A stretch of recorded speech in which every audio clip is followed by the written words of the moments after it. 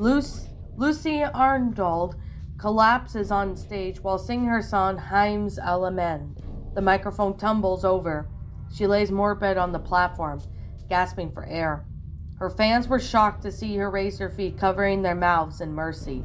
Volunteers had helped to carry her off the stage into her limousine, along with themselves. The crowd itself chased the vehicle to have one last look, but they were held back by the guards, and the driver drove a good couple of minutes on the road, and they stopped at her studio.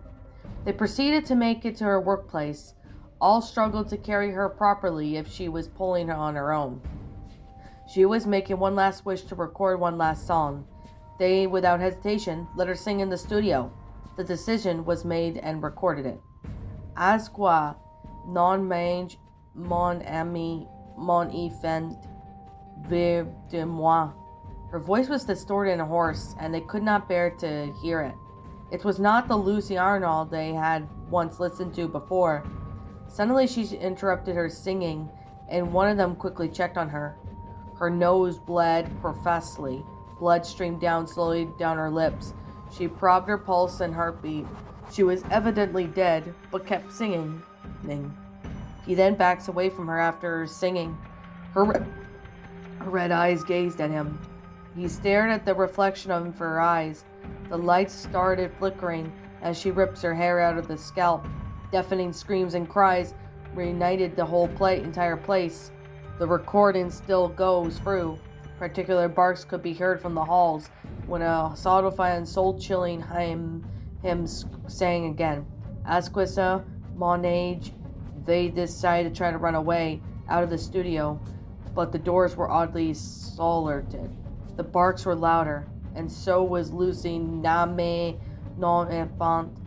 The lights then sparked and went out. The tremors then shook the whole studio, knocking things off the shelves and falling over.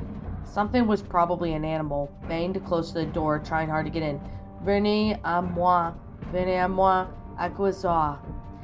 Their ears have constantly burst and rang as the door flew open. Something was waiting for her at the door. Lucy runs out of the studio, trampling the bodies of the dead man, who clawed out her eyes. The whole building collapses. In response to the quake, Lucy did not make it, but she stuttered out the words of her last song. Azawakh mon age, mon ami, mon enfant, venir à moi. This has been the local legend of the Lambesque, France in the 20th century, but did not last long until it was completely forgotten. An earthquake in 1909 had hit the province, France. 46 dead, 250 injured, 2,000 buildings damaged. In the areas affected, including Lambesque, it was reached a number of 6 Richter scale, the most massive and most destructive earthquake in the metropolitan France. It was then rumored that the reconstruction was built onto the studio, but no one had any idea which building it was. Reports of say a strange dog were common. Descriptions match a slight hound dog breed from Africa, making it impossible for it to have reached France that time. The dog called Azawakh was the normal breed, but as an important deity in the lesser-known Shawnee cult named Waditoto Waikifo. But this has nothing to do with the legend whatsoever. You might think, but you may be wrong. Lucy Arnold's father, Mochika Marjani, was in West Hawaii, and he was assumed to be a part of the Waditoto Waikifo leader. He went on vacation alone back to Hawaii, but it was sort of black privilege, and he had came back 2 weeks later, brought back something with him. It was suggested that the lyrics of her song that it was a dog, and most probably described breed. After her father's return, she changed in a weird manner. She vomited excessively and blacked out of the sight of her father. She was proven to be pregnant, but had no husband. She had decreased appetite, and when she did feel like eating, she would feed herself on raw meat. She would become more aggressive and emotionally disturbed over the days. She had stopped singing, and her fame was gone for a while. 36 days passed, and she had given birth to her baby. 36 days was too early for a human to give birth, but it was normal for a dog.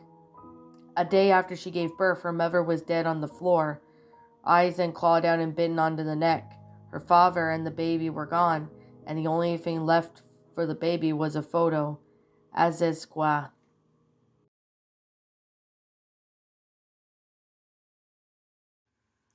Well, my pretties, that was Azawakh, or Azawakh, or whatever the name is, a creepypasta. My final thoughts on the story?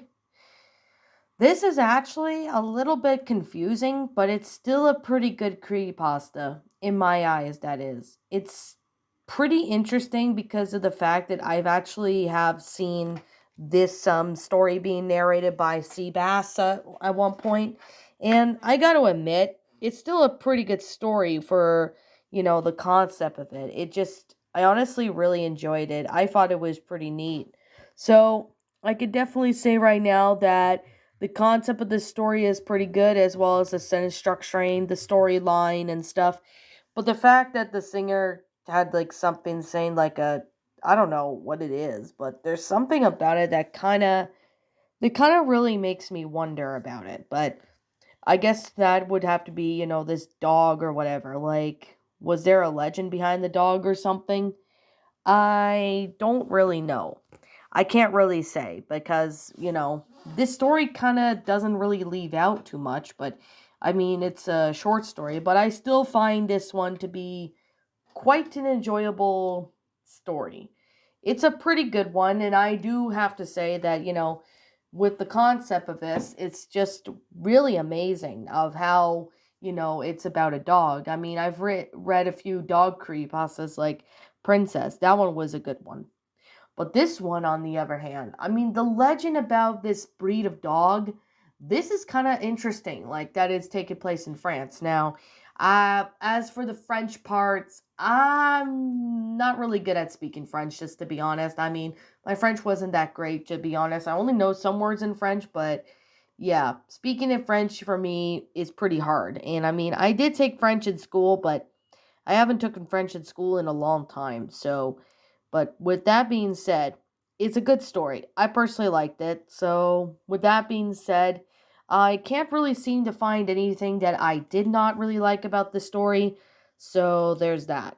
But, anyways, with that being said, and that being the case, um, yeah, to the author of the story, I can't seem to find out who you are. So, if you're the author of the story, can you let me know who you are? So then, if you do come across this video and you're the author, please let me know who you are as the author in the comments, because I'll be sure to give the story proper credit. I'll leave a link to the story, but the author's name, I'll credit the author's name if I find out who the original author is. I'll be sure to give the author proper credit. But right now, I'm just gonna leave it as anonymous for now. Anyways, I guess with that being said, and that being the case, I personally think it's a good story. Although it's a little confusing, but I still find it was a neat story.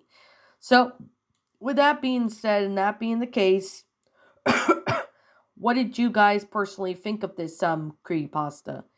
Like I said before, this is just simply my own personal opinion, and if you happen to disagree with me, that's fine too. We're all entitled to our own opinions in regards to these creepypastas. This is just personally my own personal thoughts.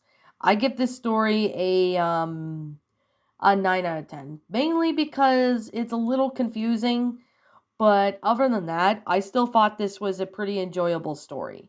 So anyways, with that being the case and that being said, what did you personally think of this creepypasta? Did you all enjoy it? Did you all not? Also, what we have done personally to help make this story a lot better? Feel free to leave me know what your thoughts are down in the comments below.